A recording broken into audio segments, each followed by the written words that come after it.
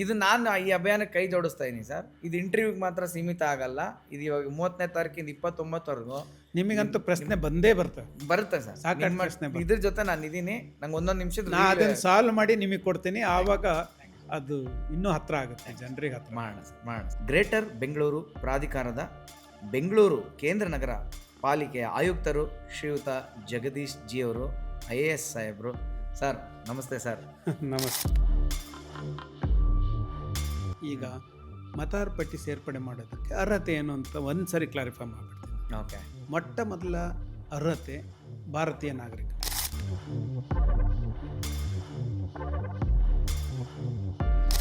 ಎರಡನೇದು ಅವರಿಗೆ 18 ವರ್ಷ ವಯಸ್ಸಾಗಿರಬೇಕು. ಅದು ನಮ್ಮದು ಈಗ ಎಲಿಜಿಬಿಲಿಟಿ ಡೇಟನ್ನು 1/10/26ಗೆ ಅಕ್ಟೋಬರ್ 1ಗೆ ಅವರಿಗೆ 18 ವರ್ಷ ಆಗಿರಬೇಕು. ಮೂರನೇದು ಸ್ಥಳೀಯ ನಿವಾಸಿಯಾಗಿರಬೇಕು.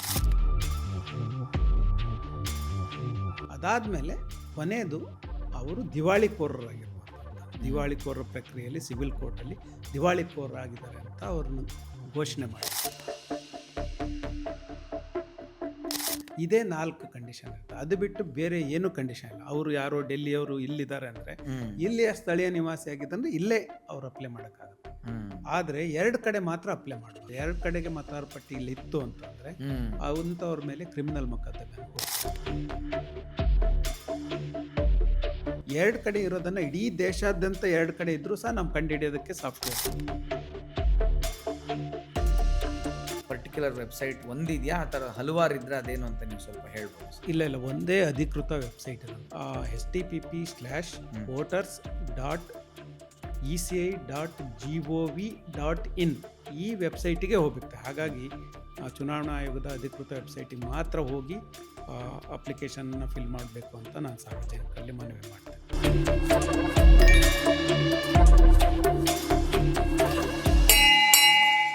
ಶ್ರೀ ಗುರುಭ್ಯೋ ನಮಃ. ಗಂ ಗಣಪತಿಯೇ ನಮಃ. ವಾಗ್ದೇವಿಯೇ ನಮಃ. ಎಲ್ರಿಗೂ ನಮಸ್ಕಾರ. ಮಾಸ್ಟರ್ ಆನಂದ್ ಸ್ಟುಡಿಯೋಸ್ ಯೂಟ್ಯೂಬ್ ಚಾನಲ್ಗೆ ನಿಮ್ಮೆಲ್ರಿಗೂ ಸ್ವಾಗತ, ಸುಸ್ವಾಗತ. ಎಂದಿನಂತೆ ನನ್ನ ಕಂಟೆಂಟ್ ಫಾಲೋ ಮಾಡೋದ್ರಿಂದ ನಿಮಗೆ ಸ್ವಲ್ಪ ಎಂಟರ್ಟೈನ್ಮೆಂಟ್, ಸ್ವಲ್ಪ ಎನ್ಲೈಟನ್ಮೆಂಟ್ ಎರಡೂ ಸಿಗುತ್ತೆ. ಎರಡೂ ಸಿಗಲಿ ಅನ್ನೋದೇ ನನ್ನ ಉದ್ದೇಶ ಅಂತ ಹೇಳ್ತಾ ಇವತ್ತಿನ ಒಂದು ಬಹಳ ಇಂಪಾರ್ಟೆಂಟ್ ಆ್ಯಂಡ್ ಇನ್ಫಾರ್ಮೇಟಿವ್ ಸಂಚಿಕೆಗೆ ನಾನು ನಿಮ್ಮನ್ನು ಸ್ವಾಗತ ಮಾಡ್ತಾಯಿದ್ದೀನಿ. ಯಾಕೆ ಆನಂದ್ ಈ ಥರ ಹೇಳಿದ್ರು, ಏನು ಇನ್ಫಾರ್ಮೇಷನ್ ಕೊಡ್ತಾರೆ, ಏನು ಇನ್ಫಾರ್ಮೇಟಿವ್ ಇದೆ ಇದರಲ್ಲಿ ಅಂತಂದರೆ, ನಾನು ಸುಮ್ಮನೆ ಒಂದು ಟ್ರೈಲರ್ ಥರ ಹೇಳ್ಬಿಡ್ತೀನಿ. ಯಾಕಂದರೆ ಪೂರ್ತಿ ಪಿಕ್ಚರ್ ಮಾತಾಡೋದಕ್ಕೆ ಸಾಹೇಬರು ಬಂದಿದ್ದಾರೆ. ಟ್ರೈಲರ್ ಇಷ್ಟೇ. 2002ರಲ್ಲಿ ನಡೆದಂಥ ಒಂದು ಪ್ರಕ್ರಿಯೆ ಈಗ 2025ರಲ್ಲಿ ನಡೆಯುತ್ತೆ. ಅಂದರೆ ಎಷ್ಟು ವರ್ಷ ಆಯಿತು? 25 - 2 ಅಂದರೆ ಆಲ್ಮೋಸ್ಟ್ ಒಂದು 23 ವರ್ಷದ ನಂತರ ಒಂದು ವಿಷಯ ನಡೀತಾ ಇದೆ. ಏನದು, ಯಾಕೆ ಅದು ಇಂಪಾರ್ಟೆಂಟು, ಬನ್ನಿ ತಿಳ್ಕೊಳ್ಳೋಣ. ಅದೆಲ್ಲವನ್ನು ನಮ್ಗೆ ತಿಳಿಸೋಕ್ಕೆ ಇವತ್ತು ನಮ್ಮ ಜೊತೆ ಇದ್ದಾರೆ ಗ್ರೇಟರ್ ಬೆಂಗಳೂರು ಪ್ರಾಧಿಕಾರದ ಬೆಂಗಳೂರು ಕೇಂದ್ರ ನಗರ ಪಾಲಿಕೆಯ ಆಯುಕ್ತರು ಶ್ರೀಯುತ ಜಗದೀಶ್ ಜಿ ಅವರು, IAS ಸಾಹೇಬರು. ಸರ್ ನಮಸ್ತೆ ಸರ್. ನಮಸ್ತೆ. ಸ್ವಾಗತ, ನಿಮಗೆ ಸ್ವಾಗತ, ಸುಸ್ವಾಗತ ಕಾರ್ಯಕ್ರಮಕ್ಕೆ. ಭಾಳ ಖುಷಿ ಆಗ್ತಿದೆ ನೀವತ್ತು ನಮ್ಮ ಸ್ಟುಡಿಯೋಗೆ ಬಂದಿರೋದು. ನನಗೂ ತುಂಬ ಸಂತೋಷ. ಯಾಕೆಂದರೆ ಇಂಥ ಇಂಪಾರ್ಟೆಂಟ್ ವಿಷಯನ ಸಾಮಾನ್ಯರಿಗೆ ಮುಟ್ಟಿಸ್ಬೇಕು, ನಾಗರಿಕರಿಗೆ ಮುಟ್ಟಿಸ್ಬೇಕು, ಅದು ಭಾಳ ಮುಖ್ಯ. ಹಾಗಾಗಿ ಇದು ಅವಕಾಶ ಕೊಟ್ಟಿದ್ದಕ್ಕಾಗಿ ನಿಮಗೂ ಧನ್ಯವಾದ. ಸರ್ ದೊಡ್ಡ ಮಾತು ಸರ್. ಏನಿಲ್ಲ ಸರ್, ನಾವು ಸದಾ ಎಲ್ಲರಿಗೂ ಒಂದು ವಿಷಯ ಮುಟ್ಸೋದು ನಾವು ಇರೋದೇ ಅದಕ್ಕೆ. ನಾನು ಅದೇ ಹೇಳ್ತಾ ಇರ್ತೀನಿ, ನಾವೆಲ್ಲ ಡಿಜಿಟಲ್ ಪೋಸ್ಟ್ ಮ್ಯಾನಪ್ಪ. ಎಲ್ಲರಿಗೂ ಡಿಜಿಟಲ್ ಮುಖಾಂತರ ವಿಷಯಗಳನ್ನ ತಲುಪಿಸೋ ಪೋಸ್ಟ್ ಮಾಸ್ಟರ್. ಮಾಸ್ಟರ್ ಆನಂದ್ ಅಂತಿದ್ರು ಎಲ್ಲರೂ, ಈಗ ನಾನು post master Anand. Okay sir, ಈಗ ಅದಕ್ಕೆ ನಾನು ಸುಮ್ಮನೆ ಬರೀ ಲೀಡ್ ಕೊಟ್ಟೆ ಅಷ್ಟೇ ಸರ್. 2002 ನಂತರ ಮತ್ತೆ ಈಗ 2025ಕ್ಕೆ ಒಂದು ಪ್ರಕ್ರಿಯೆ ನಡೀತಾ ಇದೆ ಅಂತ ಹೇಳಿದೆ ನಾನು. ಏನದು, ಎತ್ತ, ಕೆಲವರಿಗೆ ಯಾಕೆ ಅದನ್ನು ಹೆಸರು ಕೇಳಿದ ತಕ್ಷಣವೇ ಜನಗಳಿಗೆ ಒಂದು ಅಸಡ್ಡೆ ಇದೆ, ಆದರೆ ಅದ್ರ ಎಷ್ಟು ಇಂಪಾರ್ಟೆಂಟ್ ಇದೆ ದಯವಿಟ್ಟು ನೀವು ತಿಳಿಸ್ಕೊಡಿ ಸರ್. 2002ರಲ್ಲಿ SR ಪ್ರಕ್ರಿಯೆ ನಡೆಯಿತು. ಸ್ಪೆಷಲ್ ಇಂಟೆನ್ಸಿವ್ ರಿವಿಷನ್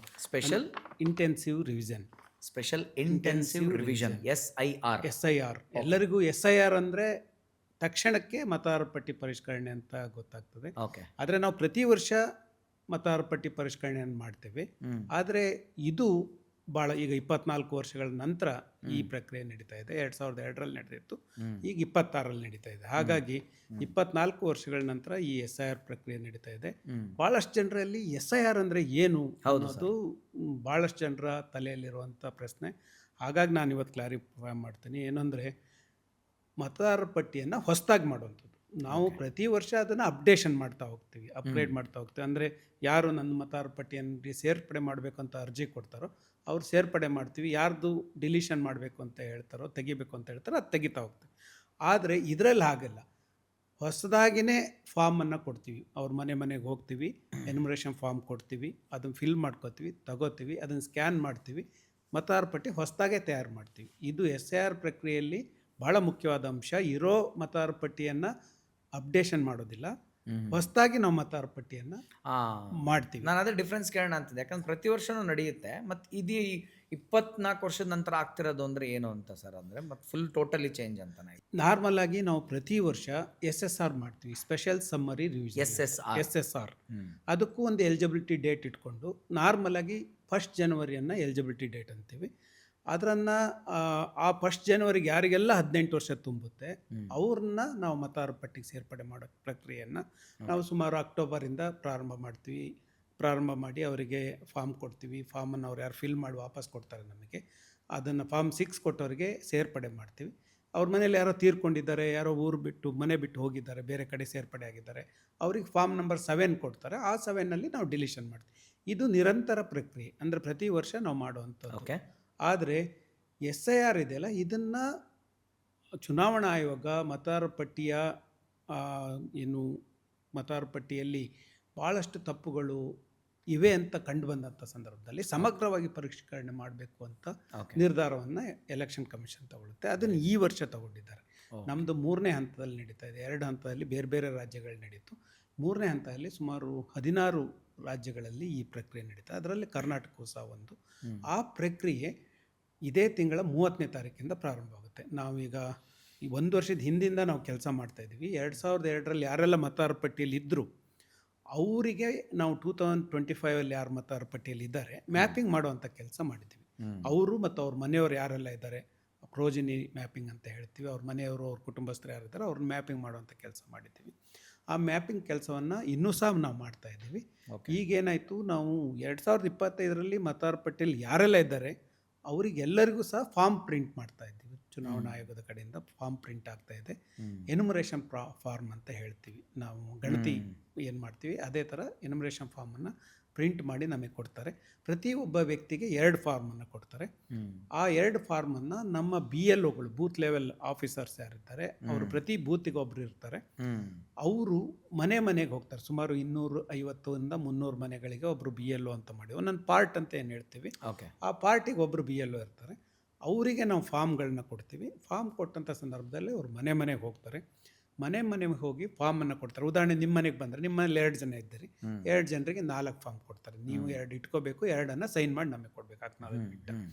ಆ ಫಾರ್ಮ್ ಕೊಟ್ಟಾದಮೇಲೆ ಅದರಲ್ಲಿ ನಾವು ಎಲ್ಲ ಮಾಹಿತಿಯನ್ನು ಫಿಲ್ ಮಾಡೇ ಕಳಿಸಿರ್ತೀವಿ. 25ರಲ್ಲಿ ನಿಮ್ದು ಏನು ಮಾಹಿತಿ ಇತ್ತು ಅದೆಲ್ಲ ಫ್ರೀ ಫಿಲ್ಡ್ ಫಾರ್ಮ್ ಕೊಡೋದು ನಾವು. ಅದರಲ್ಲಿ ಎಲ್ಲ ಮಾಹಿತಿ ತುಂಬಿರುತ್ತೆ. ಅದು ಸರಿ ಇದೆ ಇಲ್ಲ ಅಂತ ನೀವು ಚೆಕ್ ಮಾಡ್ಕೋಬೇಕು. ನಿಮ್ಮ ಹೆಸರು ಸರಿ ಇದೆಯಾ, ಇನ್ಷಿಯಲ್ ಸರಿ ಇದೆಯಾ, ನಿಮ್ಮ ತಂದೆ ಹೆಸರು ಸರಿ ಇದೆಯಾ, ನಿಮ್ಮ ಅಡ್ರೆಸ್ ಸರಿ ಇದೆಯಾ, ಚೆಕ್ ಮಾಡ್ಕೋಬೇಕು. ಚೆಕ್ ಮಾಡ್ಕೊಂಡು ಸರಿ ಇದ್ದರೆ ಟಿಕ್ ಮಾಡಿ ಸರಿ ಇದೆ ಅಂತ, ತಪ್ಪಿದರೆ ಕರೆಕ್ಷನ್ ಮಾಡಬೇಕು. ಏನು ತಪ್ಪಿದೆ ಅದು ಸರಿ ಮಾಡಿಕೊಡ್ಬೇಕು.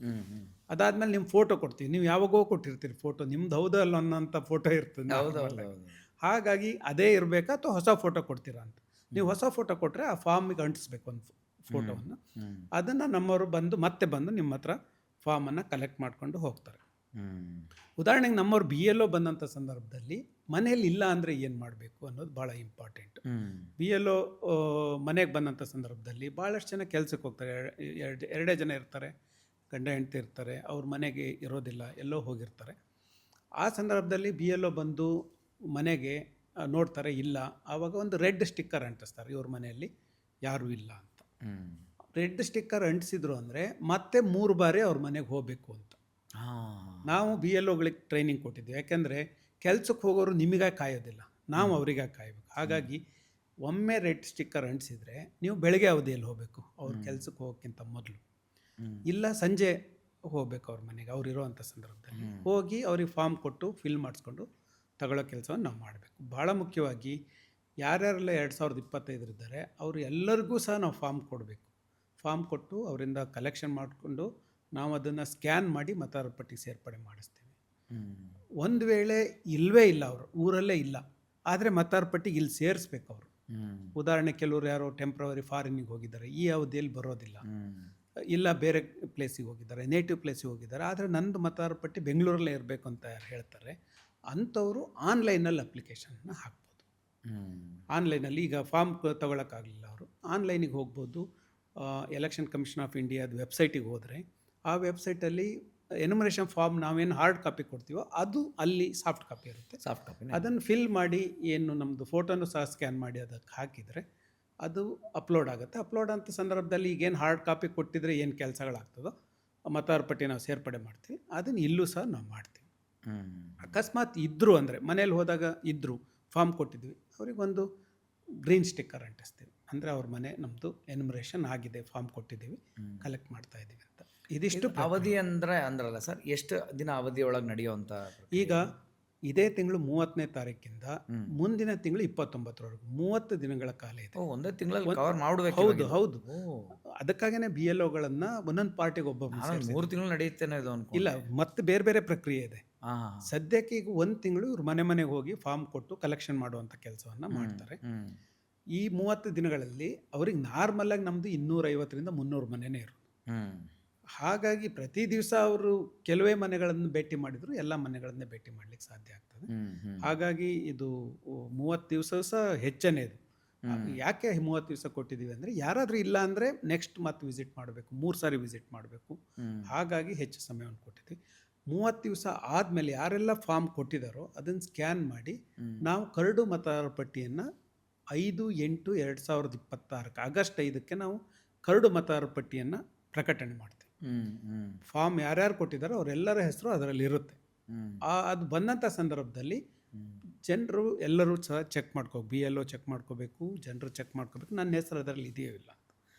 ಅಕಸ್ಮಾತ್ ನೀವು ಫಾರ್ಮ್ ಕೊಟ್ಟಿದ್ದೀರಿ ಅಥವಾ ಕೊಡೋಕ್ಕಾಗಲಿಲ್ಲ, ಅಲ್ಲಿ ನಿಮ್ಮ ಹೆಸರು ಬಂದಿಲ್ಲ, ಆಮೇಲೆ 1 ತಿಂಗಳ ಕಾಲ ನಾವು ಅವರಿಗೆ ಮತ್ತೆ ಫಾರ್ಮ್ ಕೊಡೋದಕ್ಕೆ ಅವಕಾಶ ಮಾಡಿಕೊಡ್ತೀವಿ. ಓಕೆ, ಅದಕ್ಕೆ ಕ್ಲೈಮ್ಸ್ ಆ್ಯಂಡ್ ಅಬ್ಜೆಕ್ಷನ್ ಪೀರಿಯಡ್ ಅಂತ ಹೇಳ್ತೀವಿ. ಅಲ್ಲಿ 1 ತಿಂಗಳ ಕಾಲ ನಾವು ಜೂನ್ ಎಂಡಿಂದ ಜುಲೈ ಎಂಡ್ವರೆಗೂ ನಾವು ಅವರಿಗೆ ಈ ಅವಕಾಶವನ್ನು ಮಾಡಿಕೊಡ್ತೀವಿ. ಅವರು ಫಾರ್ಮ್ ನಂಬರ್ 6ಅಲ್ಲಿ ನನ್ನದು ಹೆಸರು ಬಿಟ್ಟು ಹೋಗಿದೆ ಅಂದರೆ ಫಾರ್ಮನ್ನು ಕಲೆಕ್ಟ್ ಮಾಡಿಕೊಂಡು BLO ಹತ್ರ ಫಾರ್ಮ್ಸ್ ಇರುತ್ತೆ, ಅದನ್ನು ಫಿಲ್ ಮಾಡಿಕೊಂಡು ವಾಪಸ್ ಕೊಟ್ಟರೆ ನಾವು ಅವರಿಗೆ ಮತದಾರ ಪಟ್ಟಿ ಸೇರ್ಪಡೆ ಮಾಡುವಂಥ ಕೆಲಸವನ್ನು ಮಾಡ್ತೀವಿ. ನನಗೆ ಒಂದು ಕಾಮನ್ ಮ್ಯಾನಾಗಿ ಕೆಲವು ಡೌಟ್ ಇದೆ ಸರ್ ನನಗೆ.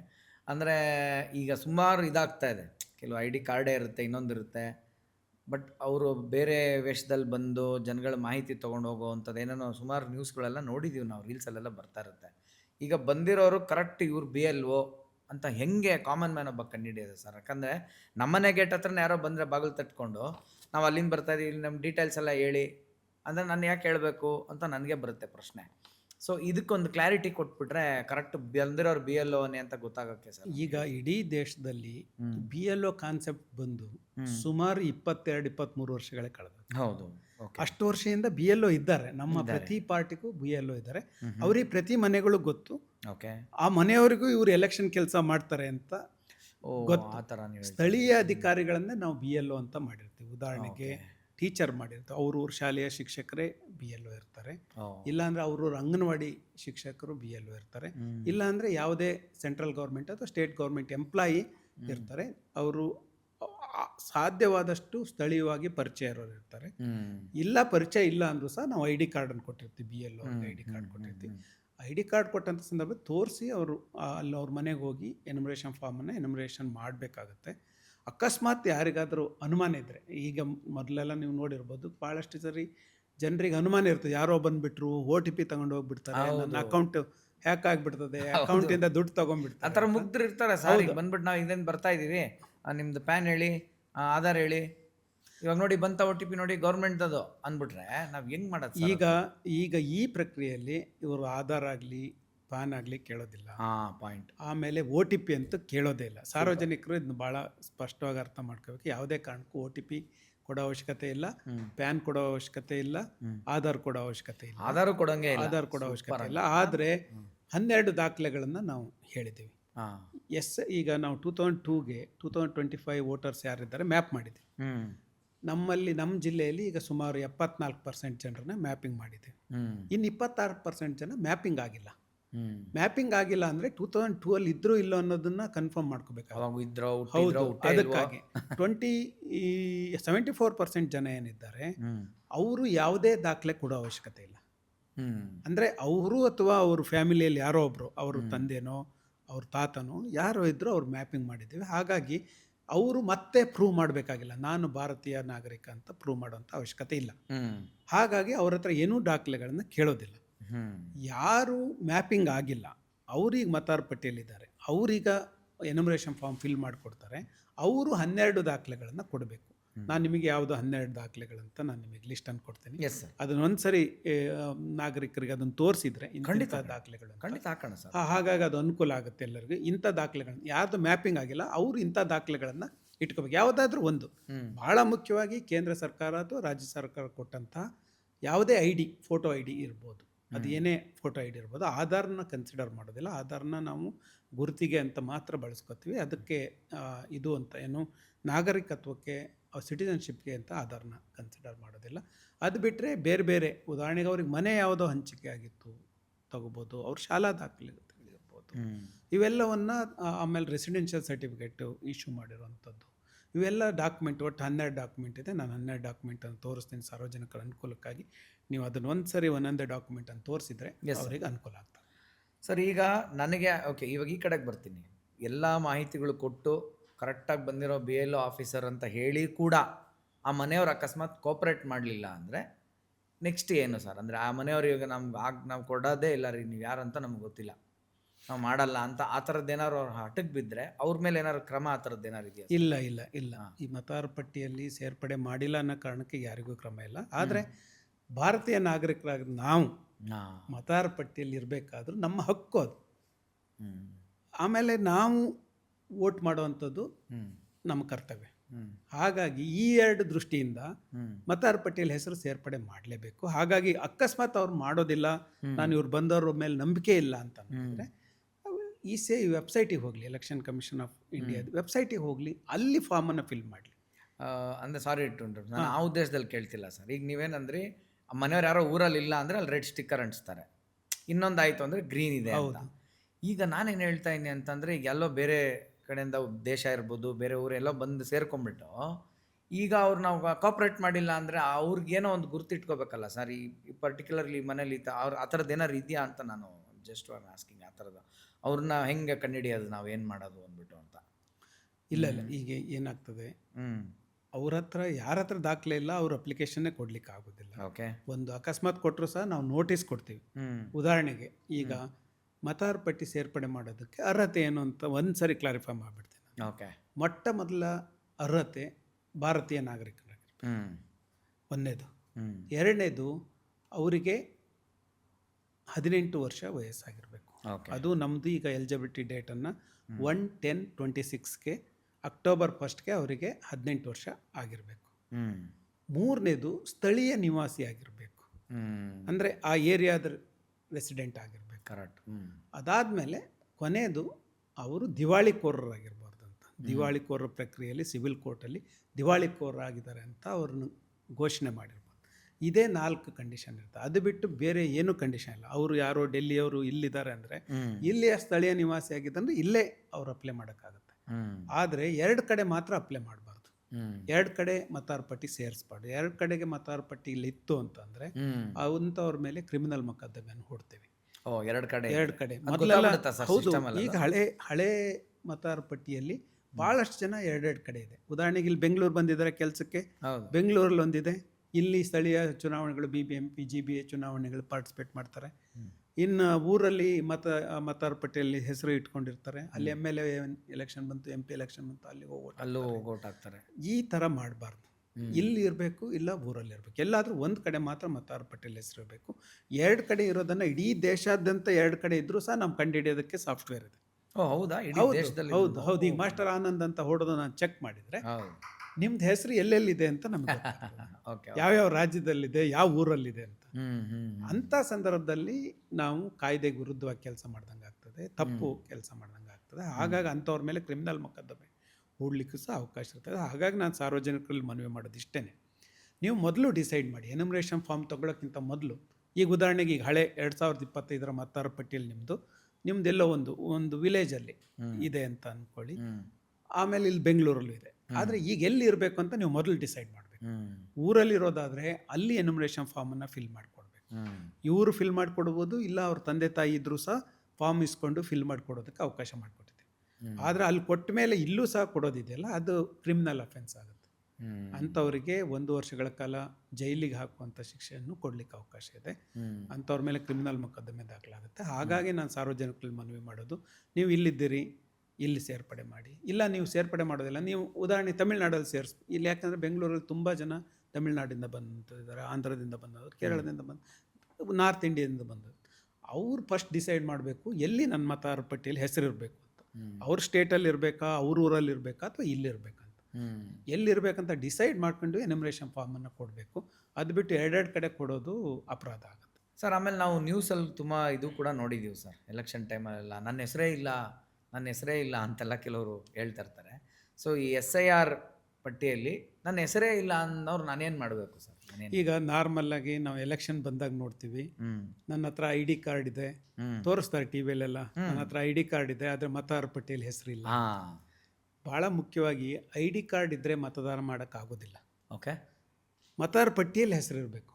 ಅದನ್ನು ನಾವೆಲ್ಲರೂ ನೋಡ್ಕೋಬೇಕು. ಮತದಾರರ ಪಟ್ಟಿಯಲ್ಲಿ ಹೆಸರು ಇದೇ ಇಲ್ಲ ಅಂತ ನೋಡ್ಕೋಬೇಕು. ಭಾಳಷ್ಟು ಜನ ಮಿಸ್ಟೇಕ್ ಮಾಡೋದೇನೆಂದರೆ, ನನ್ನ ಹತ್ರ ವೋಟರ್ ID ಇದೆ, ನಾನು ಮತದಾನ ಮಾಡಬೇಕು ಅಂತ. ಆದರೆ ಏನಾಗುತ್ತೆ, ವೋಟರ್ ID ಇದೆ, ಆದರೆ ಇವ್ರು ಯಾವುದೋ ಊರಿನಲ್ಲಿದ್ದರೆ ಇಲ್ಲಿ ಡಿಲೀಷನ್ ಮಾಡಿರ್ತೀವಿ. 2 ಕಡೆಗಿದ್ದರೆ 1 ಕಡೆ ಡಿಲೀಷನ್ ಮಾಡಿರ್ತೀವಿ. ಓಕೆ, ಹಾಗಾಗಿ ಮತದಾರರ ಪಟ್ಟಿಯಲ್ಲಿ ಹೆಸರಿರೋದು ಭಾಳ ಮುಖ್ಯ. ಈಗ ನೀವು ಕ್ವಶನ್ ಕೇಳಿದ್ರಿ, ಮತದಾರರ ಪಟ್ಟಿಯಲ್ಲಿ ಹೆಸರಿಲ್ಲ ಅಂದರೆ ಏನು ಮಾಡಬೇಕು ಅವರು ಅಂತ. ಈಗ ನಾವು ಆಗಸ್ಟ್ 5ನೇ ತಾರೀಕು ಒಂದು ಡ್ರಾಫ್ಟ್ ಮತದಾರರ ಪಟ್ಟಿ ಹಾಕ್ತೀವಿ. ಓಕೆ, ಪಬ್ಲಿಷ್ ಮಾಡ್ತೀವಿ, ಎಲ್ಲ ಕಡೆಗೆ ಪಬ್ಲಿಷ್ ಮಾಡ್ತೀವಿ. ನಮ್ಮ BLOಗಳಿಗೂ ಕಾಪಿ ಕೊಡ್ತೀವಿ. ಅದರಲ್ಲಿ ನಮ್ಮ ಹೆಸರು ಇದೆಯಲ್ಲ ಅಂತ ನಾವು ಚೆಕ್ ಮಾಡ್ಕೋಬೇಕು. ಒಂದು, ಓಕೆ, ಅದರಲ್ಲಿ ಆಗಲಿಲ್ಲ, ನೀವು ವೆಬ್ಸೈಟಲ್ಲಿ ಹೋದರೆ ನೀವು ಚೆಕ್ ಮಾಡ್ಬೋದು, ನಮ್ಮ ಮತದಾರರ ಪಟ್ಟಿಯಲ್ಲಿ ನಮ್ಮ ಹೆಸರು ಇದೆಯಲ್ಲ ಅಂತ ಚೆಕ್ ಮಾಡ್ಕೊ. ಅಕಸ್ಮಾತ್ ಬಂದಿಲ್ಲ, ನಮ್ಮದು ಡ್ರಾಫ್ಟ್ ಮತದಾರರ ಪಟ್ಟಿಯಲ್ಲಿ ಇವ್ರ ಹೆಸರು ಬಂದಿಲ್ಲ ಅಂತ ಅಂದರೆ, ನಮ್ಮ BLO ಕಡೆಗೆ ಫಾರ್ಮ್ ನಂಬರ್ 6 ಇರುತ್ತೆ, ಸೇರ್ಪಡೆ ಮಾಡೋದಕ್ಕೆ ಅವ್ರ ಹೆಸರನ್ನು. ಅದನ್ನು ಕಲೆಕ್ಟ್ ಮಾಡಿಕೊಂಡು ಅದು ಫಾರ್ಮ್ ನಂಬರ್ 6 ಫಿಲ್ ಮಾಡಿ ಡಾಕ್ಯುಮೆಂಟ್ ಸಮೇತ ನಮಗೆ ಕೊಟ್ಟರೆ, ನಾವು ಅದನ್ನು ಫೈನಲ್ ಮತದಾರರ ಪಟ್ಟಿಯನ್ನು 7-10 ಅಕ್ಟೋಬರ್ 7ಕ್ಕೆ ನಾವು ಫೈನಲ್ ಮತದಾರರ ಪಟ್ಟಿಯನ್ನು ಹಾಕ್ತೀವಿ, ಅಂತಿಮ ಮತದಾರರ ಪಟ್ಟಿ. ಅಂಥ ಸಂದರ್ಭದಲ್ಲಿ ಅವ್ರ ಹೆಸರು ಬರುತ್ತೆ, ಡಾಕ್ಯುಮೆಂಟ್ ಎಲ್ಲ ಸರಿ ಇದೆ ಅಂತ ಅಂದರೆ. ಓಕೆ, ಇಲ್ಲ ಅಂತ ಅಂದರೆ, ಡಾಕ್ಯುಮೆಂಟ್ ಸರಿ ಇಲ್ಲ ಅಂದರೆ ಅಲ್ಲೇ ನಮ್ಮ ಚುನಾವಣಾಧಿಕಾರಿಗಳು ಏನಿರ್ತಾರೆ, ERO ಇರ್ತಾರೆ, ಎಲೆಕ್ಟ್ರಲ್ ರಿಜಿಸ್ಟ್ರೇಷನ್ ಆಫೀಸರ್ ಅಂತಾರೆ, ಅವರು ಅದನ್ನು ರಿಜೆಕ್ಟ್ ಮಾಡಿರ್ತಾರೆ. ಓಕೆ, ಸೊ ಈಗ ಮೇಯ್ನ್ ಆಗಸ್ಟ್ 5 ಎಲ್ಲರೂ ಗ್ಯಾಪ್ ಕಟ್ಕೋಬೇಕು. ಹೌದು. ಯಾರಿಗೆ ಮತದಾರರ ಪಟ್ಟಿಯಲ್ಲಿ ಹೆಸರಿಲ್ಲ ಅಂತ ಇವನ್ ಲಾಸ್ಟ್ ಟೈಮು ಯಾರ ಹತ್ರ ಎಲ್ಲ ಕಂಪ್ಲೇಂಟ್ ಮಾಡಿದ್ರು, ಅವರೆಲ್ಲ ಈ ಸತಿ ಆಗಸ್ಟ್ 5 ಅನ್ನೋ ಡೇಟನ್ನು ನೆನ್ಪಿಟ್ಟು ಒಂದು 3-4 ಡೇಟನ್ನು ನೆನ್ಪಿಟ್ಕೋಬೇಕು. ಒಂದು, ಈ ಜೂನ್ 30ರಿಂದ ಜುಲೈ 29ರವರೆಗೂ ಮನೆಗೆ ಬರ್ತಾರೆ. ಬಂದಂಥ ಸಂದರ್ಭದಲ್ಲಿ ನಮ್ಮ BLOಗಳ ಜೊತೆ ಕೋಆಪ್ರೇಟ್ ಮಾಡಬೇಕು, ಫಾರ್ಮ್ ಇಸ್ಕೋಬೇಕು, ಫಿಲ್ ಮಾಡಬೇಕು, ಕೊಡಬೇಕು. ಅದಾದಮೇಲೆ ನಾವು ಆಗಸ್ಟ್ 5ಕ್ಕೆ ಒಂದು ಡ್ರಾಫ್ಟ್ ಎಲೆಕ್ಟ್ರೋಲ್ ರೋಲ್ ಹಾಕ್ತೀವಿ. ಆ ಎಲೆಕ್ಟ್ರೋಲ್ ರೋಲ್ ಹಾಕಿದಂಥ ಸಂದರ್ಭದಲ್ಲಿ ನಮ್ಮ ಹೆಸರು ಐತಲ್ಲ ಅಂತ ಚೆಕ್ ಮಾಡ್ಕೋಬೇಕು. ಓಕೆ, ಆ ಚೆಕ್ ಮಾಡ್ಕೊಂಡ್ಮೇಲೆ ಹೆಸರು ಇಲ್ಲ ಅಂತ ಅಂದರೆ ಆವಾಗ ಅವರು ನಮಗೆ 1 ತಿಂಗಳು ಟೈಮ್ ಕೊಡ್ತೀವಿ. ನಾವು ಆಗಸ್ಟ್ 5ರಿಂದ ಸೆಪ್ಟೆಂಬರ್ 4ರವರೆಗೂ 1 ತಿಂಗಳ ಕಾಲಾವಕಾಶ ಕೊಡ್ತೀವಿ. ಆವಾಗ ಫಾರ್ಮ್ಸನ್ನು ಕೊಡಲಿಕ್ಕೆ ಅವಕಾಶ ಇದೆ. ಏನಾದರೂ ಅಬ್ಜೆಕ್ಷನ್ ಇದ್ದರೂ ಕೊಡ್ಬೋದು. ಅನರ್ಹರನ್ನ ಯಾರೋ ಕೊಟ್ಟುಬಿಟ್ಟಿದ್ದಾರೆ ಅಂತ ಏನಾದ್ರು ಇದ್ದರೆ ಆ ಸಂದರ್ಭದಲ್ಲಿ ಅಬ್ಜೆಕ್ಷನ್ ಕೊಡ್ಬೋದು, ಇಲ್ಲ ಫಾರ್ಮ್ಸನ್ನು ಕೊಡ್ಬೋದು, ಕ್ಲೈಮ್ಸ್ ಅಂತ ಹೇಳ್ತೀವಿ. ಅದಕ್ಕೆ ಫಾರ್ಮ್ ನಂಬರ್ 6 ಫಿಲ್ ಮಾಡಿಕೊಟ್ರೆ ನಾವು ಅದನ್ನು ಸೆಪ್ಟೆಂಬರ್ 5ರಿಂದ ಅಕ್ಟೋಬರ್ 7ರವರೆಗೂ, ಅಕ್ಟೋಬರ್ 3ರವರೆಗೂ ಒಂದು ವಿಚಾರಣೆ ಮಾಡಲಿಕ್ಕೆ ಅವಕಾಶವನ್ನು ಮಾಡಿ. Okay, super. ಓಕೆ, ಯಾರೆಲ್ಲ forms and claims and objection ಕೊಟ್ಟಿದ್ದಾರೆ, ಫಾರ್ಮ್ಸ್ ಕೊಟ್ಟಿದ್ದಾರೆ, ಅಬ್ಜೆಕ್ಷನ್ ಕೊಟ್ಟಿದ್ದಾರೆ, ಅವರಿಗೆ ಡಾಕ್ಯುಮೆಂಟ್ ಸರಿ ಇದ್ದರೆ ಸೇರ್ಪಡೆ ಮಾಡಿಬಿಡ್ತೀವಿ. ಡಾಕ್ಯುಮೆಂಟ್ ಸರಿ ಇಲ್ಲ ಅಂದರೆ ಅವರಿಗೆ ನೋಟಿಸ್ ಕೊಡ್ತೀವಿ. ನೋಟಿಸ್ ಕೊಟ್ಟು ಅವ್ರನ್ನ ಕರೆದು ಹೇರಿಂಗ್ ಮಾಡಿ ಡಾಕ್ಯುಮೆಂಟ್ ವೆರಿಫೈ ಮಾಡಿ ಅವ್ರನ್ನ ಮತದಾರರ ಪಟ್ಟಿ ಸೇರ್ಪಡೆ ಮಾಡೋದ್ರ ಬಗ್ಗೆ ನಮ್ಮ ಚುನಾವಣಾ ಅಧಿಕಾರಿಗಳು ಆದೇಶವನ್ನು ಮಾಡ್ತಾರೆ. ಆದೇಶ ಮಾಡಿದ ಮೇಲೆ ಅಂತಿಮ ಮತದಾರರ ಪಟ್ಟಿಗೆ ಅವರ ಹೆಸರು ಬರುತ್ತೆ. ಅಂತಿಮವಾಗಿ ನಮ್ಮದು 7 ಅಕ್ಟೋಬರ್ಗೆ ಅಂತಿಮ ಮತದಾರರ ಪಟ್ಟಿ ಬರುತ್ತೆ. ಅಲ್ಲಿಗೂ ಮುಗಿದೋಯ್ತು ಅಂತ ಏನಲ್ಲ. ಓಕೆ, ಮತ್ತೆ ಕಂಟಿನ್ಯೂಸ್ ಅಪ್ಡೇಷನ್ ಇದ್ದೇ ಇರ್ತದೆ. ಅಲ್ಲೂ ನಮ್ಮ ಹೆಸರು ಬಿಟ್ಟೋಗಿದೆ, ನಾನು ನಿಜವಾದ ಸಹ ಭಾರತೀಯ, ನನಗೆ 18 ವರ್ಷ ಆಗಿದೆ ಅಂತ ಅಂದರೆ ಆವಾಗಲೂ ಅವರು ಫಾರ್ಮ್ 6 ಹಾಕಲಿಕ್ಕೆ ಕಂಟಿನ್ಯೂಸ್ ಅಪ್ಡೇಷನ್ಗೆ ಏನು ಅವಕಾಶ ಇರ್ತದೆ ಆವಾಗಲೂ ಸಹ ಮಾಡಲಿಕ್ಕೆ ಅವಕಾಶ ಇರ್ತದೆ. ಆದರೆ ಇದರಲ್ಲಿ ಭಾಳ ಮುಖ್ಯವಾದ ಉದ್ದೇಶ ಇಷ್ಟೇ, ಚುನಾವಣಾ ಆಯೋಗದ ಉದ್ದೇಶ ಅರ್ಹ ಮತದಾರರು ಒಬ್ಬರೂ ಸಹ ಕೈ ಬಿಟ್ಟು ಹೋಗಬಾರ್ದು ಅಂತ. ನಮ್ಮ ಮತದಾರ ಪಟ್ಟಿಗೆ ಅರ್ಹ ಮತದಾರರು ಸೇರ್ಪಡೆ ಆಗಬೇಕು, ಅನರ್ಹರು ಒಬ್ಬರೂ ಸಹ ಇರಬಾರ್ದು ಅನ್ನೋದು. ಇದೆರಡು ಉದ್ದೇಶ ನಮ್ಮ ಭಾಳ ಮುಖ್ಯ ಉದ್ದೇಶ SIRದು. ಅರ್ಹರು ಇರಬೇಕು, ಅನರ್ಹರು ಇರಬಾರ್ದು. ಅನರ್ಹರು ಯಾರು ಅಂತಂದರೆ ನಾರ್ಮಲ್ ಆಗಿ ನಮ್ಮ ದೇಶದವ್ರು ಅಲ್ಲದೆ ಇರೋರು ಮಾತ್ರ ಅನರ್ಹರು ಇರ್ತಾರೆ. ಅದು ಬಿಟ್ಟು ಬಾಕಿ ಎಲ್ಲರೂ ಇದೇ ದೇಶದಲ್ಲಿ ಹುಟ್ಟಿ ಬೆಳೆದಂಥವ್ರದ್ದು ಹೆಸರನ್ನು ಯಾವುದೇ ಕಾರಣಕ್ಕೂ ತೆಗೆದಾಕುವಂಥ ಅಧಿಕಾರ ಯಾರಿಗೂ ಇಲ್ಲ. ಹಾಗಾಗಿ ಅವರು ಈಗ 2002ಕ್ಕಿಂತ ಮೊದಲು ಇಲ್ಲ ಅಂತ ಅಂದರೆ ಕೆಲವು ದಾಖಲೆಗಳನ್ನು ಹಾಜರುಪಡಿಸಬೇಕು. ಆ ದಾಖಲೆಗಳನ್ನು ತಗೊಂಡು ನಾವು ಮತದಾರರ ಪಟ್ಟಿಗೆ ಸೇರಿಸ್ತೀವಿ. ಈ ಬೇರೆ ಬೇರೆ ರಾಜ್ಯದಲ್ಲಿ ಆದಂತೆ, ಗಡಿ ಈ ರಾಜ್ಯದಲ್ಲಿ ಆದಂತೆ ನಮ್ಮಲ್ಲಿ ಆ ಥರ ಸನ್ನಿವೇಶ ಇರೋದಿಲ್ಲ. ಇಲ್ಲೂ ಸಹ ಯಾರಾದರೂ ಬೇರೆ ದೇಶದವರಿದ್ದು ಅಕಸ್ಮಾತ್ ಕಣ್ತಪ್ಪಿನಿಂದ ಅವ್ರ ಮತದಾರ ಪಟ್ಟಿಯಲ್ಲಿ ಅವ್ರ ಹೆಸರು ಬಂದಿದ್ರೆ ಅಂಥವ್ರನ್ನ ಕಿತ್ತು ಹಾಕ್ತೀವಿ. ಅಷ್ಟು ಬಿಟ್ಟರೆ ನಮ್ಮ ದೇಶದ ನಾಗರಿಕರನ್ನು ಒಬ್ಬರನ್ನೂ ಸಹ ತೆಗೆಯುವಂಥ ಅಧಿಕಾರ ಯಾರಿಗೂ ಇಲ್ಲ. ಎಲ್ಲರನ್ನ ಅರ್ಹ ಮತದಾರನ ಸೇರ್ಪಡೆ ಮಾಡುವಂಥದ್ದು. ಅದಕ್ಕಾಗಿಯೇ ನಮ್ಮಲ್ಲಿ ಸುಮಾರು 2,000 ಅಧಿಕಾರಿಗಳ ತಂಡ ರೆಡಿಯಾಗಿದೆ. ಯಾಕೆಂದರೆ ಪ್ರತಿಯೊಬ್ಬ ಅರ್ಹ ಮತದಾರರು ಮತದಾರ ಪಟ್ಟಿ ಬರಬೇಕನ್ನೋದು ಚುನಾವಣಾ ಆಯೋಗದ ಉದ್ದೇಶ. ಆ ನಿಟ್ಟಿನಲ್ಲಿ ನಾವೆಲ್ಲ ಕೆಲಸ ಮಾಡ್ತೀವಿ. ಓಕೆ ಸರ್, ಈಗ August 5 ಫಾಲೋಅಪ್ ಮಾಡಬೇಕು ಅಂದ್ರಲ್ಲ ಸರ್, ಇದನ್ನು ನೋಡುವ ಅಂದರೆ ಇದು ಪ್ರಕ್ರಿಯೆ ಅಂದರೆ ಮೊಬೈಲ್ ಇಂಟರ್ನೆಟ್ ಒಂದೇನಾ ಸರ್ ಆ್ಯಕ್ಸೆಸ್ಸು? ಇದು ಹೆಂಗೆ ತಿಳ್ಕೊಳ್ಳೋದು ಇದನ್ನು? ಈಗ ಮತದಾರ ಪಟ್ಟಿ ಅದು ಬಂದ ತಕ್ಷಣ ಡ್ರಾಫ್ಟ್ ರೋಲ್ ಪಬ್ಲಿಷ್ ಆದ ತಕ್ಷಣವೇ ಒಂದೊಂದು ಕಾಪಿಯನ್ನು ನಾವು BLOಗಳಿಗೆ ಕೊಡ್ತೀವಿ. ಓಕೆ. ಆಮೇಲೆ ರಾಜಕೀಯ ಪಕ್ಷದವರಿಗೂ ಒಂದು ಕಾಪಿಯನ್ನು ಕೊಡ್ತೀವಿ, ಫುಲ್ ಸೆಟ್ ಕೊಡ್ತೀವಿ. ಅವರು ಸಹ ಎಲ್ಲರೂ ಚೆಕ್ ಮಾಡ್ಕೋಬೋದು. ಓಕೆ. BLOಗಳು ಅವ್ರ ವ್ಯಾಪ್ತಿಯಲ್ಲಿರುವಂಥವ್ರು ಎಲ್ಲರೂ ಬಂದಿದ್ದಾರಾ ಇಲ್ಲ ಅಂತ ಒಮ್ಮೆ ಚೆಕ್ ಮಾಡ್ತಾರೆ. ಅವರೇ ಚೆಕ್ ಮಾಡ್ತಾರೆ. BLAಗಳನ್ನ ರಾಜಕೀಯ ಪಕ್ಷದ ವತಿಯಿಂದ ನೇಮಕ ಮಾಡಿದ್ದಾರೆ ಅವರು. BLA booth level agents. ರಾಜಕೀಯ ಪಕ್ಷದಿಂದ ಮಾನ್ಯತೆ ಪಡೆದ ರಾಜಕೀಯ ಪಕ್ಷದಿಂದ ಪ್ರತಿಯೊಂದು ಪಕ್ಷದಿಂದ ಸೇರ್ಪಡೆ ಮಾಡಲಿಕ್ಕೆ ಅವಕಾಶ ಅವರು ಚೆಕ್ ಮಾಡ್ಕೋತಾರೆ. ಚೆಕ್ ಮಾಡ್ಕೊಂಡ ಸಂದರ್ಭದಲ್ಲಿ ಏನಾದರೂ ಹೆಸರು ಬಿಟ್ಟೋಗಿದೆ ಅಂತ ಅಂದರೆ ಫಾರ್ಮ್ ನಂಬರ್ 6 ಅವರು ಸಹ ತಂದು ಕೊಡ್ಬೋದು. BLAಗಳು ಅವ್ರ ಪಾರ್ಟಿ ವತಿಯಿಂದ ಅವರೇ ಸ್ವತಃ ಹೋಗಿ ಅವ್ರ ಕಾರ್ಯಕರ್ತರು ಯಾರೋ ಅವ್ರು ವೋಟರ್ ಬಿಟ್ಟೋಗಿದ್ದಾರೆ ಅಂದರೆ ಅವರು ಫಾರ್ಮ್ ಫಿಲ್ ಮಾಡ್ಕೊಂಡು ನಮಗೆ ತಂದು ಕೊಡ್ಬೋದು. ಇಲ್ಲ BLOಗಳು ಬಿಟ್ಟೋಗಿದ್ರೆ ಹೋಗಿ ತಗೊಂಡು ಹೋಗ್ತಾರೆ. ಇಲ್ಲ ಅಂದರೆ ಆನ್ಲೈನಲ್ಲೂ ಸಹ ಎಲೆಕ್ಷನ್ ಕಮಿಷನ್ ವೆಬ್ಸೈಟ್ ಏನಿದೆ, ಅಧಿಕೃತ ವೆಬ್ಸೈಟು, ಅಲ್ಲಿ ಹೋಗಿ ಅಲ್ಲಿ ಫಾರ್ಮ್ ನಂಬರ್ 6 ಫಿಲ್ ಮಾಡಲಿಕ್ಕೆ. ನಾನು ಏನಕ್ಕೆ ಇದು ಕೇಳಿದೆ ಅಂದರೆ ಸರ್, ಈಗ ನಾವು ಒಂದು ಮೆಸೇಜ್ ಕೊಡ್ತಾ ಇದ್ದೀವಿ ಪಬ್ಲಿಕ್ಗೆ, August 5 ನೀವು ಚೆಕ್ ಮಾಡಿ ನೋಡಿ ಅಂದ್ಬಿಟ್ಟು ಅಂತ. ಅಂದರೆ ನಾನು ನೋಡ್ಬೋದು. ಸೊ ಒಬ್ಬ ಎಜುಕೇಟೆಡು ಮೊಬೈಲ್ ಯೂಸ್ ಮಾಡ್ತಾನೆ, ಅದನ್ನ ನೋಡ್ತಾನೆ. ವಯಸ್ಸಾದವರು ಬಹುತೇಕ ನಮ್ಮ ಬೇರೆ ಬೇರೆ ಭಾಗಗಳಲ್ಲಿ ಅವ್ರಿಗೆ ಹೆಂಗೆ ಅನ್ನೋದು ನನಗೆ ಸ್ವಲ್ಪ ಕಷ್ಟ ಅಲ್ಲ. ಅದೇ ಕಾರಣಕ್ಕಾಗಿ ಅದಕ್ಕೆ BLOs ಮತ್ತು BLAs ತಗೋಬೇಕಾ ಕ್ರಮ? ಅವರು ಅದು ಕ್ರಮ ತಗೋಬೇಕು. ಹಾಗಾಗಿ ಅವ್ರು ತಗೊಂಡು ನೋಡಿ ಯಾರಾದರೂ ಬಿಟ್ಟೋಗಿದ್ರೆ ಸೇರ್ಪಡೆ ಮಾಡುವಂಥ ಕೆಲಸವನ್ನು ಅವ್ರು ಮಾಡಬೇಕು. ಸರ್, ಆಗಲೇ ನೀವು ಹೇಳಿದ್ರಿ, ಆದರೂ ಮತ್ತೆ ಅದನ್ನ ಸ್ವಲ್ಪ ನಾನು ಡೀಟೇಲ್ ಆಗಿ ಕೇಳಕ್ಕೆ ಇಷ್ಟಪಡ್ತೀನಿ. ಯಾಕಂದ್ರೆ ನಮ್ಮ ಜನರ ಪಾಯಿಂಟ್ ಆಫ್ ವ್ಯೂಗೋಸ್ಕರ. ಈಗ BLO ಅಥವಾ BLA ಅವರು ಮನೆ ಹತ್ರ ಬಂದು ನಮಗೊಂದು ಫಾರ್ಮ್ನ ಕೊಡ್ತಾರೆ, ನಾವು ಫಿಲ್ ಮಾಡಿ ಅವ್ರಿಗೆ ಕೊಡ್ತೀವಿ. ಸೊ ಯೂಶಲಿ ಮನುಷ್ಯನದೇನು ಅಂತಂದರೆ ಒಂದು ಟ್ರಾನ್ಸಾಕ್ಷನ್ ಬುದ್ಧಿ, ನಾನು ಮಾಡಿದ್ದೀನಿ ಅನ್ನೋದು ನನಗೆ ಒಂದು ಅಕ್ನಾಲಜ್ಮೆಂಟ್ ಬೇಕು ಅಂತ. ಸೊ ಅದನ್ನೇನಾದ್ರು ಅವ್ರು ನಮಗೆ ಕೊಡ್ತಾರಾ ಸರ್? ನಾವು ಫಿಲ್ ಮಾಡಿ ಕೊಟ್ಟಿದ್ದೀವಿ ಅನ್ನೋದಕ್ಕೆ ನಮ್ಮ ಹತ್ರ ಒಂದು ನಾಳೆ ದಿವಸ ನೋಡ್ರಿ ನಾನು ಬಂದಿದ್ದೆ, ಫಿಲ್ ಮಾಡಿದ್ದೆ, ಅಂದರೂ ನನ್ನ ಹೆಸರು ಕಾಣ್ತಾ ಇಲ್ಲ ಅಂತ ಹೇಳೋದಕ್ಕೆ ಆ ಥರದ್ದು ಏನಾದ್ರು ಇನ್ ಕೇಸ್ ನನಗೆ? ಹೌದು. ಅದೇ ಕಾರಣಕ್ಕಾಗಿ ನಾವು ಎನ್ಯುಮರೇಷನ್ ಫಾರ್ಮ್ ಏನಿದೆ ಅದು 2 ಸೆಟ್ಟಲ್ಲಿ ನಾವು BLOಗಳಿಗೆ ಕೊಟ್ಟಿರ್ತೀವಿ. ಓಕೆ. ಒಂದು ಸೆಟ್ಟನ್ನು ಅವ್ರಿಗೆ ಕೊಡಬೇಕು, ಇನ್ನೊಂದು ಸೆಟ್ಟನ್ನು ಸೈನ್ ಮಾಡಿಸ್ಕೊಂಡು ತಗೋಬೇಕು. 2 ಸೆಟ್ ಇರುತ್ತೆ. ಹಾಗಾಗಿ ಒಂದು ಕಾಪಿ ಅವ್ರ ಹತ್ರನೇ ಇರುತ್ತೆ. ಹಾಗಾಗಿ ನಾನು ಆವಾಗ ಹೇಳಿದೆ, ಅವ್ರಿಗೆ ಕೊಟ್ಟಂಥ ಕಾಪಿಯಲ್ಲಿ ಹೆಸರು ಸರಿ ಇದೆಯಾ, ಏನಾದರೂ ಇನ್ಶಿಯಲ್ ತಪ್ಪಿದೆಯಾ, ಡೇಟ್ ಆಫ್ ಬರ್ತ್ ತಪ್ಪಿದೆಯಾ, ವಿಳಾಸ ತಪ್ಪಿದೆಯಾ, ಅವ್ರ ತಂದೆ ಹೆಸರು ಅಥವಾ ಪತ್ನಿ ಹೆಸರು ಏನಾದ್ರು ತಪ್ಪಿದೆಯಾ, ಅದನ್ನೆಲ್ಲ ಕರೆಕ್ಷನ್ ಇದ್ದರೆ ಕರೆಕ್ಷನ್ ಮಾಡ್ಬೋದು. ಆಮೇಲೆ ನಾನು ಹೇಳಿದೆ, ಫೋಟೋ ಹಳೇದಿದೆ, ತುಂಬ ಹಳೇದು, ನಾವು ಹೌದಾ ಅಂತ ಗೊತ್ತಾಗೋದಿಲ್ಲ, ಕರೆಕ್ಟ್ ಅಂಥ ಫೋಟೋಸ್ ಇರ್ತದೆ. ಈಗ ಅದನ್ನು ಫೋಟೋ ಅಪ್ಡೇಟ್ ಮಾಡಲಿಕ್ಕೂ ಸಹ ಅವಕಾಶ ಇರುತ್ತೆ. ಒಂದು ಫೋಟೋ ಅಂಟಿಸ್ಕೊಟ್ರೆ ಅದು ಮತದಾರ ಪಟ್ಟಿಯಲ್ಲಿ ಅಪ್ಡೇಟ್ ಆಗುತ್ತೆ. ಈಗ ಅಪ್ಗ್ರೇಡ್ ಮಾಡೋದು ಅಂತ ನೀವು ಹೇಳಿದ್ರಲ್ಲ ಸರ್, ಈಗ ನಂದೇನೋ ಹೆಸರು ಕರೆಕ್ಷನ್ ಏನೋ ಇರುತ್ತೆ, ಓಕೆನಾ? ನಂದೇ ಆಗಿತ್ತು ಸರ್, ಹೇಳ್ಬಿಡ್ತೀನಿ ಅಂತ. ನೀವು ಹೇಳ್ದಂಗೆ ಮಾಸ್ಟರ್ ಆನಂದ್ ತೊಡೋದು ಎಲ್ಲ ಕಡೆ ಬರುತ್ತೆ ಅಂದ್ರಲ್ಲ, ನಾನು ಒಂದ್ಸಲ ಹೇಳಿದೆ, ಅದು ನನ್ನ ಸಿನಿಮಾ ಹೆಸರು ಮಾಸ್ಟರ್ ಆನಂದ್ ಅನ್ನೋದು, ಆನಂದ್ ಹೆಚ್ಚ್ ಅನ್ನೋದು ನಾನು ಪ್ರಜೆಯಾಗಿ, ನಮ್ಮ ತಂದೆ ಹೆಸರು ಹರಿಹರನ್, ಅದು ಆನಂದ್ ಹರಿಹರನ್ ಮಾಡಿಕೊಡಿ ಅಂದ್ಬಿಟ್ಟು ಅಂತ. ಅದು ಹಂಗಾಗಿ ಆ ಥರ ಇವಾಗ ಅದು ಗೊತ್ತಾಗೋದು ಹೆಂಗೆ ಸರ್? ನಾನು ಅಪ್ಲೈ ಮಾಡಿದ್ದೀನಿ ನೇಮ್ ಚೇಂಜ್ ಅವ್ರಿಗೆ, ಅದು ಆಗಿದೆ ಅಂತ ನನಗೆ ಗೊತ್ತಾಗಬೇಕು ಅಂದರೆ ಹೆಂಗೆ ಅಂತ? ಈಗ ನಿಮಗೆ ಈಗ ನೀವು ಫಾರ್ಮನ್ನು ಫಿಲ್ ಮಾಡಿ ಕರೆಕ್ಷನ್ ಮಾಡಿ ನಮಗೆ ಕೊಟ್ಟಿರ್ತೀರಿ. ಅದನ್ನು ನಾವು ಸ್ಕ್ಯಾನ್ ಮಾಡಿ ನಮ್ಮದು ವೆಬ್ಸೈಟಿಗೆ ಹಾಕ್ತೀವಿ. ಓಕೆ. ಮತದಾರರ ಪಟ್ಟಿಗೆ ಅದು ಸೇರ್ಪಡೆ ಆಗುತ್ತೆ. ಅಕಸ್ಮಾತ್ ಅದು ಕ್ಯಾರಿ ಔಟ್ ಆಗಿಲ್ಲ, ಆಗೇ ಇಲ್ಲ, ಅದು ಚೇಂಜ್ ಆಗಿಲ್ಲ ಅಂದರೆ ನಿಮಗೆ ಅಂತಿಮ ಮತದಾರರ ಪಟ್ಟಿ ಬಂದಂಥ ಸಂದರ್ಭದಲ್ಲಿ ನಿಮಗೆ ಗೊತ್ತಾಗುತ್ತೆ ಅದು ಏನು ಹೆಸರು ಸರಿ ಇದೆಯಾ ತಪ್ಪಿದೆ ಅಂತ. ನಾವು ಅಕ್ಟೋಬರ್ 7ಕ್ಕೆ ಅಂತಿಮ ಮತದಾರರ ಪಟ್ಟಿ ಹಾಕ್ತೀವಿ. ಆವಾಗೂ ಸಹ ಚೆಕ್ ಮಾಡ್ಕೋಬೋದು. ಆವಾಗೂ ಏನಾದರೂ ಕರೆಕ್ಷನ್ ಇದ್ದರೆ ನಮಗೆ ಫಾರ್ಮ್ 8 ಮತ್ತು 8A ಫಾರ್ಮ್ಸ್ ಇದೆ, ಅಲ್ಲಿ ಕರೆಕ್ಷನ್ ಮಾಡಲಿಕ್ಕೆ ಅವಕಾಶವನ್ನು ಹೌದು ಕರೆಕ್ಷನ್ ಮಾಡಲಿಕ್ಕೆ ಅವಕಾಶವನ್ನು ಮಾಡಿಕೊಡ್ತಾರೆ. ಹಾಗಾಗಿ ತಪ್ಪು ಹೆಸರಿದ್ರೆ ನಾವೇ ಸ್ವತಃ ನೋಡಿಕೊಂಡು ತಪ್ಪಿದೆ ಅಂತ ಹೇಳಿದರೆ ಅದನ್ನ ಕರೆಕ್ಷನ್ ಮಾಡಲಿಕ್ಕೆ ಅದು ಯಾವಾಗಲೂ ಕರೆಕ್ಷನ್ ಮಾಡ್ಬೋದು.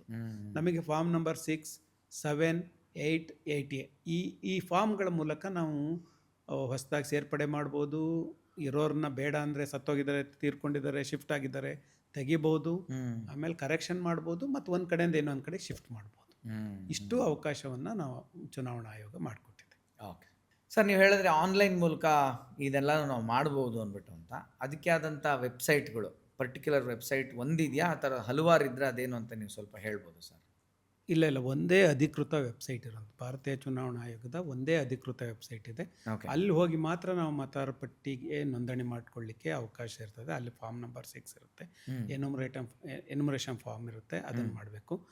ನಾನು ಒಮ್ಮೆ ಅದನ್ನು ಹೇಳಿಬಿಡ್ತೀನಿ. Okay sir. http://voters.eci.gov.in ಈ ವೆಬ್ಸೈಟಿಗೆ ಹೋಗ್ಬೇಕು, ಬೇರೆ ಯಾವುದೇ ವೆಬ್ಸೈಟಿಗೆ ಹೋಗಿ ನೀವು ಅಲ್ಲಿ ಫಾರ್ಮನ್ನು ಫಿಲ್ ಮಾಡಿದರೆ ಆಗೋದಿಲ್ಲ. ಈ ಅಧಿಕೃತ ವೆಬ್ಸೈಟಿಗೆ ಹೋಗಿ ನೀವು ಫಾರ್ಮನ್ನು ಫಿಲ್ ಮಾಡಿದರೆ, ಎನ್ಯುಮರೇಷನ್ ಫಾರ್ಮ್ ಫಿಲ್ ಮಾಡಿದರೆ, ನೀವು ಫೋಟೋ ಅಪ್ಡೇಟ್ ಮಾಡಿದರೆ ಅಥವಾ ಮತ್ತು ಫಾರ್ಮ್ ನಂಬರ್ 6 ಹಾಕಿದರೆ, 7 ಹಾಕಿದರೆ ಎಲ್ಲವೂ ಸಹ ಅಪ್ಡೇಟ್ ಆಗಲಿಕ್ಕೆ ಆಗುತ್ತೆ. ಹಾಗಾಗಿ ಚುನಾವಣಾ ಆಯೋಗದ ಅಧಿಕೃತ ವೆಬ್ಸೈಟಿಗೆ ಮಾತ್ರ ಹೋಗಿ ಅಪ್ಲಿಕೇಶನ್ನ ಫಿಲ್ ಮಾಡಬೇಕು ಅಂತ ನಾನು ಸಾರ್ವಜನಿಕರಲ್ಲಿ ಮನವಿ ಮಾಡ್ತೇನೆ. ಸರ್, ನೀವು ಹೇಳಿದ್ರಿ ಈ ತಿಂಗಳ 30ರಿಂದ ಮುಂದಿನ ತಿಂಗಳ 29ರ ಒಳಗೆ BL ಅವರು ಬಂದೇ ಬರ್ತಾರೆ ಮನೆಗೆ ಅಂತ. ಸಪೋಸ್ ನಮ್ಮ ಮನೆಗೆ ಯಾರು ಬಂದೇ ಇಲ್ಲಪ್ಪ ಇಷ್ಟು ದಿನ ಆದರೂ ಅಂತ ನನಗನ್ನಿಸ್ತು, ಡೇಟ್ ಬೇರೆ ಹತ್ತತ್ರ ಬರ್ತಿದೆ ಅಂತಂದಾಗ ನಾನು ಏನು ಮಾಡಬೇಕು ಸರ್ ಆ ಥರ? ಈಗ ನಾವು ಟೋಲ್ ಫ್ರೀ ನಂಬರನ್ನು ಕೊಟ್ಟಿದ್ದೀವಿ ECIಯಿಂದ. ಇಡೀ ಭಾರತದಾದ್ಯಂತ ಒಂದೇ ಟೋಲ್ ಫ್ರೀ ನಂಬರ್ ಇರುವಂಥದ್ದು. ಅದು ನಾನು ಹೇಳಿಬಿಡ್ತೀನಿ ಸಾರ್ವಜನಿಕ ಅನುಕೂಲಕ್ಕಾಗಿ. 1950-1950 ಈ ನಂಬರನ್ನು ಡಯಲ್ ಮಾಡಿದರೆ ನಿಮಗೆ ಮತದಾರರ ಪಟ್ಟಿ ಸೇರ್ಪಡೆ ಬಗ್ಗೆ ಏನೇ ಮಾಹಿತಿ ಬೇಕು ಅಂತಂದರೆ ನಿಮಗೆ ಮಾಹಿತಿಯನ್ನು ಕೊಡ್ತಾರೆ. ಇಲ್ಲ ಅಂತಂದರೆ ನಮ್ಮ ವೆಬ್ಸೈಟಲ್ಲಿ, ನಮ್ಮ ಈ ಸೆಂಟ್ರಲ್ ಕಾರ್ಪೊರೇಷನ್ ವೆಬ್ಸೈಟಲ್ಲಿ BLO ನಂಬರ್ಗಳನ್ನೇ ಹಾಕಿಬಿಟ್ಟಿದ್ದೀವಿ, ಸೂಪರ್ವೈಸರ್ ನಂಬರ್ಗಳನ್ನೂ ಹಾಕಿದೆ. ಓಕೆ. ಅಲ್ಲಿ ಹೋಗಿ ಅವ್ರ ಏರಿಯಾದ BLO ಯಾರು ಅವ್ರ ಮೊಬೈಲ್ ನಂಬರ್ ಇರುತ್ತೆ. ಅದಾದ ನಂತರ ಅವ್ರ ಏರಿಯಾದ ಸೂಪರ್ವೈಸರ್ ಯಾರು ಅವ್ರ ನಂಬರ್ ಇರ್ತದೆ. ಚುನಾವಣಾಧಿಕಾರಿ, ಸಹಾಯಕ ಚುನಾವಣಾಧಿಕಾರಿ ನಂಬರ್ ಇರ್ತದೆ, ನನ್ನ ನಂಬರು ಸಹ ಇರ್ತದೆ. ಹಾಗಾಗಿ ಅವ್ರಿಗೆ ಯಾರಿಗಾದ್ರೂ ಗೊತ್ತಾಗಲಿಲ್ಲ, ಮಾಹಿತಿ ಇಲ್ಲ ಅಂತಂದರೆ ಇಷ್ಟು ನಂಬರ್ಗಳಲ್ಲಿ ಯಾರಿಗೇ ಒಬ್ರಿಗೆ ಫೋನ್ ಮಾಡಿದ್ರು ನಾವು BLOನ ಅವ್ರ ಮನೆಗೆ ಕಳಿಸ್ತೀವಿ. ಇಂಥ ಮನೆ ಬಿಟ್ಟು ಹೋಗಿದೆ, ನೀವು ಅವ್ರ ಮನೆಗೆ ಹೋಗಬೇಕು ಅಂತ ಹೋಗಿ ಅವ್ರಿಗೆ ಫಾರ್ಮ್ ಕೊಟ್ಟು ಎನ್ಯುಮರೇಷನ್ ಮಾಡುವಂಥ ಕೆಲಸವನ್ನು ಮಾಡ್ತೀವಿ. ಹಾಗಾಗಿ ನಾನು ಸಾರ್ವಜನಿಕರಲ್ಲಿ ಮನವಿ ಮಾಡುವಂಥದ್ದು, ಈ SIR ಪ್ರಕ್ರಿಯೆಯಲ್ಲಿ ಈ 30 ದಿನಗಳೊಳಗೆ ನಿಮ್ಮ ಏರಿಯಾದ BLO ಬರಲಿಲ್ಲ ಅಂತಂದರೆ 1950ಗೆ ಫೋನ್ ಮಾಡಬೇಕು.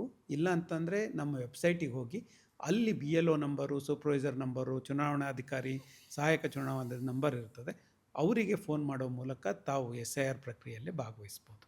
Yes sir. ಈಗ ಇವತ್ತಿನ ನಮ್ಮ ಈ ಒಂದು ಪಾಡ್ಕಾಸ್ಟ್ ಸಂಭಾಷಣೆದು ಒಂದು ಫೈನಲ್ ಮೆಸೇಜ್ ಥರ ನೀವು ಕೊಡಬೇಕಂದ್ರೆ ಒಂದು ಹೇಳ್ಬೋದು ಸರ್ ಜನಕ್ಕೆ ಏನು ಅನ್ನೋದನ್ನು ಪ್ರೊಸೀಜರ್ ಒಂದು ಸತಿ ಹೇಳ್ಬಿಡಿ ಸರ್. ಈಗ ಭಾಳ ಮುಖ್ಯವಾಗಿ SIR ಪ್ರಕ್ರಿಯೆ ಇರುವಂಥದ್ದು ಮತದಾರರ ಪಟ್ಟಿಯನ್ನು ಶುದ್ಧೀಕರಣ ಮಾಡೋದಕ್ಕೆ. ಒಂದನೇದು, ಯಾರೆಲ್ಲ ಡೆತ್ ಆಗಿದ್ದಾರೆ ಇಷ್ಟು ವರ್ಷಗಳಲ್ಲಿ, 24 ವರ್ಷಗಳಲ್ಲಿ ಯಾರೆಲ್ಲ ಡೆತ್ ಆಗಿದ್ದಾರೆ ಅವ್ರದ್ದು ಪಟ್ಟಿಯಲ್ಲಿ ಹೆಸರು ಉಳ್ಕೊಂಡ್ಬಿಟ್ಟಿದೆ, ಅದನ್ನು ತೆಗೆಯುವಂಥದ್ದು. ಎರಡನೇದು, ಭಾಳಷ್ಟು ಜನ ಇಲ್ಲಿ ಬೆಂಗಳೂರಿಗೆ ಬಂದು ಉದ್ಯೋಗ ಅರಸಿ ಬಂದಿದ್ದಾರೆ, ಆಮೇಲೆ ಬಿಟ್ಟು ಹೋಗ್ಬಿಟ್ಟಿದ್ದಾರೆ ಅವ್ರವ್ರ ನೇಟಿವ್ ಪ್ಲೇಸಿಗೆ, ಇಲ್ಲೂ ಸೇರಿಸಿದ್ದಾರೆ, ಅವ್ರ ಊರಿನಲ್ಲೂ ಸೇರಿಸಿದ್ದಾರೆ.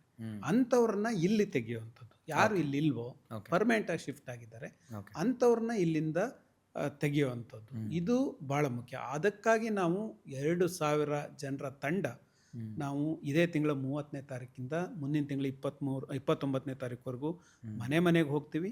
ಅದಾದ ನಂತರ ಮತ್ತೆ 1 ತಿಂಗಳ ಕಾಲ ಅವರಿಗೆ ಏನಾದ್ರು ಬಿಟ್ಟು ಹೋಗಿದ್ರೆ ಅರ್ಜಿ ಹಾಕಲಿಕ್ಕೆ ಅವಕಾಶವನ್ನು ಮಾಡಿಕೊಟ್ಟಿದ್ದೀವಿ. ಅದಾದ ನಂತರ 2 ತಿಂಗಳ ಕಾಲ ನಾವು ಇನ್ಯಾರಾದರೂ ಅರ್ಜಿ ಹಾಕಿದವರಲ್ಲಿ ದಾಖಲೆ ಸರಿ ಇದೆ ಇಲ್ಲ ಅನ್ನೋದ್ರ ಬಗ್ಗೆ ವಿಚಾರಣೆ ಮಾಡ್ತೀವಿ, ನೋಟಿಸ್ ಕೊಟ್ಟು. ಅಂತಿಮವಾಗಿ ಅಕ್ಟೋಬರ್ 7ಕ್ಕೆ ಅಂತಿಮ ಮತದಾರರ ಪಟ್ಟಿಯನ್ನು ಪ್ರಕಟ ಮಾಡ್ತೀವಿ. ಇದಿಷ್ಟು ನಮ್ಮ ಈ SIR ಪ್ರಕ್ರಿಯೆ ಟೈಮ್ ಟೇಬಲ್. ಹಾಗಾಗಿ ಈ ಸಮಯದಲ್ಲಿ ಎಲ್ಲೇ ನಿಮಗೆ ಅನುಮಾನ ಬಂದರೂ ಸಹ ನಮ್ಮನ್ನು ಕಾಂಟ್ಯಾಕ್ಟ್ ಮಾಡ್ಬೋದು. ನಾವು ಅದಕ್ಕೆ ಪೂರಕವಾಗಿ ಸ್ಪಂದಿಸ್ತೀವಿ. ನಮ್ಮ ಆಫೀಸಲ್ಲೂ ಸಹ ಇರ್ತಾರೆ, ERO ಆಫೀಸಲ್ಲಿ ಇರ್ತಾರೆ, ಚುನಾವಣಾಧಿಕಾರಿ, ಸಹಾಯಕ ಚುನಾವಣಾಧಿಕಾರಿಗಳು ಆಫೀಸಲ್ಲಿ ಇರ್ತಾರೆ. ನಾವು ವೋಟರ್ ಫೆಸಿಲಿಟೇಷನ್ ಸೆಂಟರ್ ಅಂತ ಮಾಡಿ ಪ್ರತಿ ವಾರ್ಡಿಗೆ ಒಂದು VFCಗಳನ್ನ ಮಾಡಿ, ವೋಟರ್ ಫೆಸಿಲಿಟೇಷನ್ ಸೆಂಟರ್.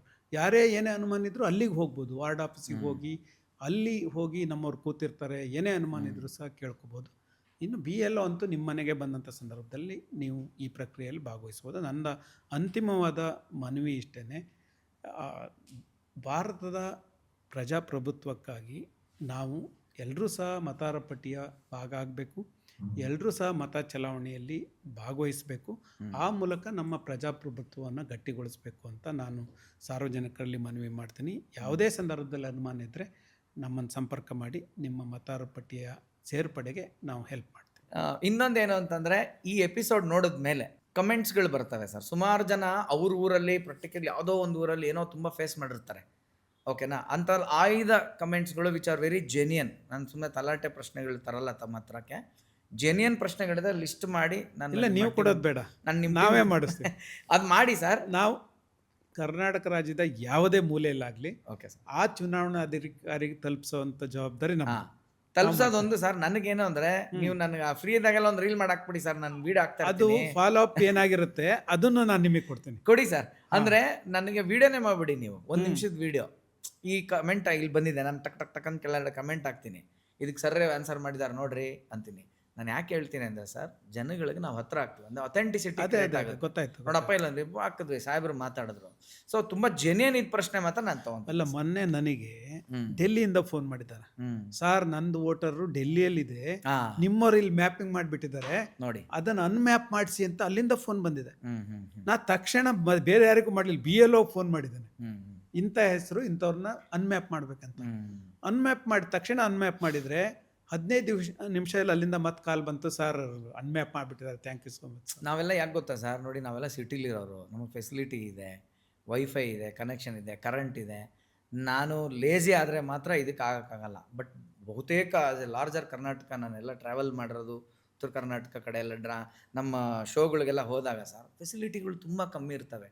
ಅವ್ರದ್ದೇನಾದ್ರು ಪ್ರಶ್ನೆಗಳು ಈ ಎಪಿಸೋಡ್ ನೋಡಿ ಬಂದರೆ ಅದಕ್ಕೆ ತಾವು ಖಂಡಿತ ರೆಸ್ಪಾನ್ಸ್ ಮಾಡಿದ್ರೆ, ಎಲ್ಲಿದೆ ಬಂದ್ರು ಓಕೆ ಸರ್, 224 ಕಾನ್ಸ್ಟಿಟ್ಯೂನ್ಸಿಲಿ ಎಲ್ಲಿದ್ದು ಬಂದರೂ ಸಹ ಅವರಿಗೆ ತಲುಪಿಸ್ತೀವಿ. Thank you sir, thank you. ಇದು ನಾನು ಈ ಅಭಿಯಾನಕ್ಕೆ ಕೈ ಜೋಡಿಸ್ತಾ ಇದ್ದೀನಿ ಸರ್. ಇದು ಇಂಟರ್ವ್ಯೂಗೆ ಮಾತ್ರ ಸೀಮಿತ ಆಗಲ್ಲ. ಇದು ಇವಾಗ 30ನೇ ತಾರೀಕಿಂದ 29ವರೆಗೂ ನಿಮಗಂತೂ ಪ್ರಶ್ನೆ ಬಂದೇ ಬರುತ್ತೆ ಸರ್. ಇದ್ರ ಜೊತೆ ನಾನು ಇದೀನಿ, ನಂಗೆ 1 ನಿಮಿಷದ ಅದನ್ನು ಸಾಲ್ವ್ ಮಾಡಿ ನಿಮಗೆ ಕೊಡ್ತೀನಿ. ಆವಾಗ ಅದು ಇನ್ನೂ ಹತ್ರ ಆಗುತ್ತೆ, ಜನರಿಗೆ ಹತ್ರ. ಮಾಡೋಣ ಸರ್, ಖಂಡಿತ ಮಾಡೋಣ ಸರ್.